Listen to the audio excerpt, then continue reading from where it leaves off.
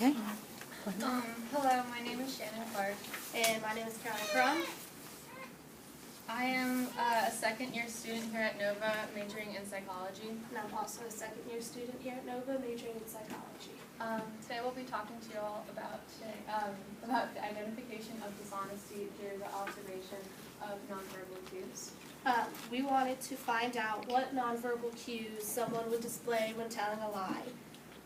Due to contradicting findings in other literature, it was very unclear as what nonverbal actions truly depicted dishonesty.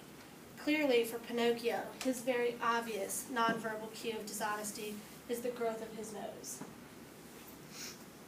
This uncertainty of which nonverbal cues depicted dishonesty motivated us to conduct this research experiment. So in order to clarify what nonverbal cues one displays when being dishonest, we agreed that the best way to do this was by actually conducting an experiment with real participants. What we first did was we got the consent from each participant. Then one by one we debriefed them on the experiment by telling them what we were going to do.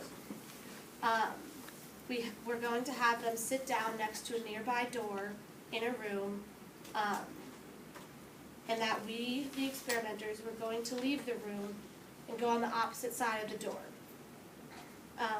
We explained to the participants that we were going to ask them a couple of questions when we were on the other side, and that they could answer those questions in any way that they would like. We also explained that while this experiment was being conducted, we would be recording the interview from inside the room that the participant was sitting in, so that we could go back later and review the interview if we didn't forget anything. We also mentioned that if at any time they didn't want to continue with the experiment, to just let us know and that we would immediately stop the experiment and we'd let them leave.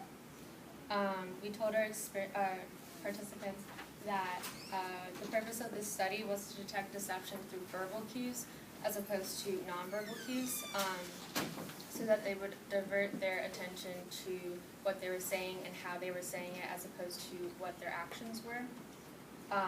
This allowed them to give it a more natural effect of what it would be in real life.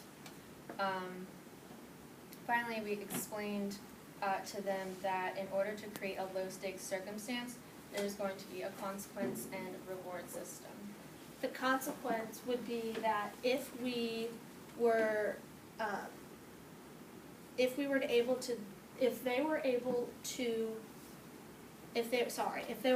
to deceive us, that they would owe us $5, and the reward was if they were able to deceive us, then they get a handful of candy.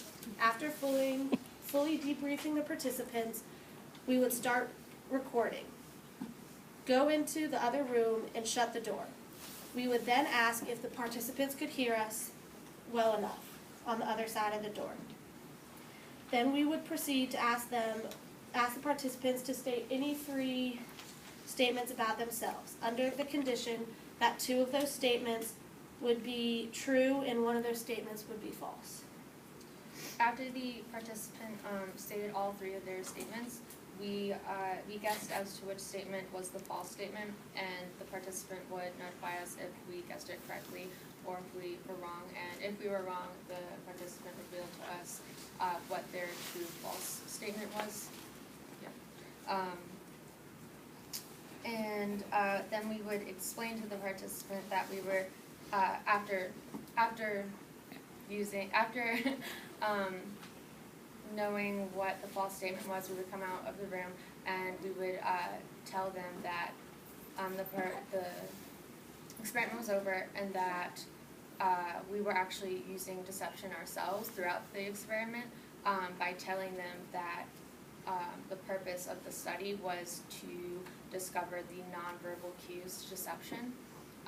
We explained the true purpose of the study, which was to find the nonverbal cues of deception, and that we also mentioned that they would have never owed us $5, regardless if we were right or wrong. And then we offered them candy as a reward for participating in our experiment. We explained to them that the reward consequence situation was only there to create a low stakes circumstance, which motivated them to want to deceive us. After we explained all of that, we thanked them and answered any questions that they had. So after obtaining our 20 participants, we went back and observed our recordings multiple times. And we noted the nonverbal cues that were displayed for each participant, and then we tallied them up. We tallied up the frequency for each nonverbal cue that was displayed throughout the entirety of the experiment. And here's an example. Yeah, luckily with the consent of one of our participants, we're able to show you a video clip from the experiment that we conducted. And as I play the clip, I would like for all of you to pay attention to,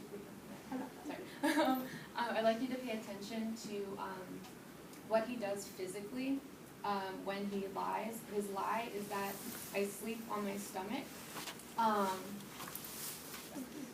It's the second statement that he makes. So, Can you turn on what?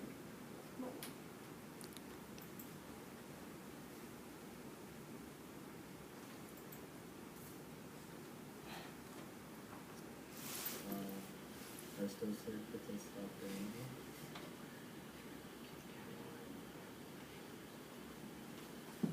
Can y'all hear it okay? Or would you like it to be turned up? Turn it up. Turn it up? Yeah. Actually, you should be able to do it from the screen. Okay, so right on that. A little knob on the thing. Next to the computer. Minimize, escape, and then go to the computer for the voice.